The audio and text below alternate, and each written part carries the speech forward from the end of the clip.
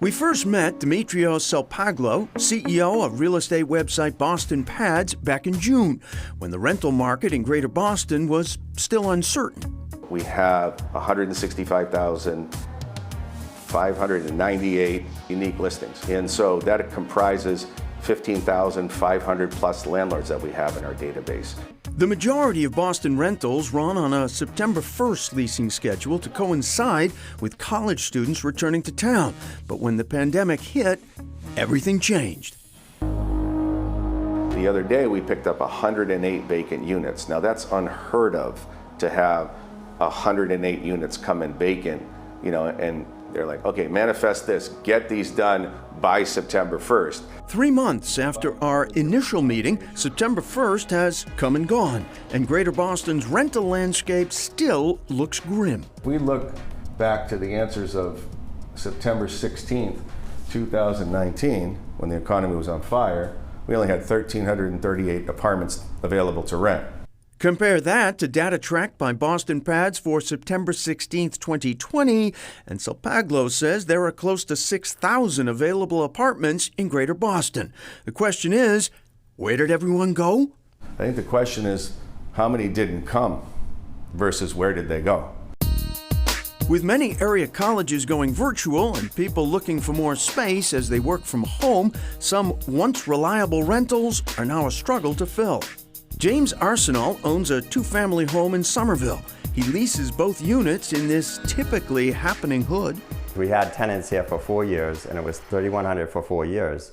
So we were thinking, okay, well, maybe we'll go up a little bit. Arsenal has done his research. Located just a half mile from the Tufts University campus, he says comparable four-bedroom apartments typically rent for around $3,500 a month. I used to get emails and letters and correspondence, phone calls, probably a year in advance asking if I had anything available the following year. But not in the COVID era. We've been trying for a little while now to get it rented, but there's been no activity. It doesn't have any real bites, and we've dropped it from $3,100 all the way down to $2,400. According to the rental website Zumper, rents are falling. Boston's average one-bedroom rental price dropped more than 8% from September 2019 to September 2020, and two-bedroom rents are down almost 3.5%. It is impacting us financially because now that extra money is no longer there. And so it's a lot harder to, make the mortgage payments. Real estate agent Ben Levitt, who calls himself Next Gen Ben, has seen this play out since the start of the pandemic. The owners of this apartment, a very small landlord, this is their only property, their only investment property. You were basically walking inside their retirement. This South End apartment was originally listed at $2,550 a month. After sitting on the market for over 5 months, it has dropped to $2,100 with no fee. While many landlords are struggling to find tenants, some renters are scoring major deals. With only a few days until her lease ended, 23-year-old Delaney Gardner had nowhere to live. We keep getting denied furloughed from my job.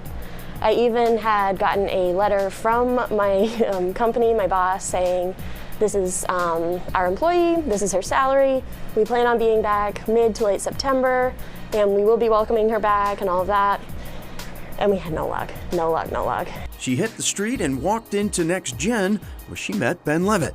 I think that it's really important to understand that everyone has a story, and there is a way to get you an approved for an apartment. We were looking for under $2,000. We wanted parking, dishwasher, garbage disposal, all the normal amenities. Levitt managed to get Gardner and a roommate approved for all of that and more in Alston. We're actually pretty well under budget, and we have everything we need. We are in a pandemic. Prices have come down on rentals, and it's really a tenant's ballgame right now. And so yeah, I would just say if you're looking right now, this is a good time to snatch a good deal. According to BostonPads, the overall rental vacancy rate in the city of Boston is currently a little over 7%.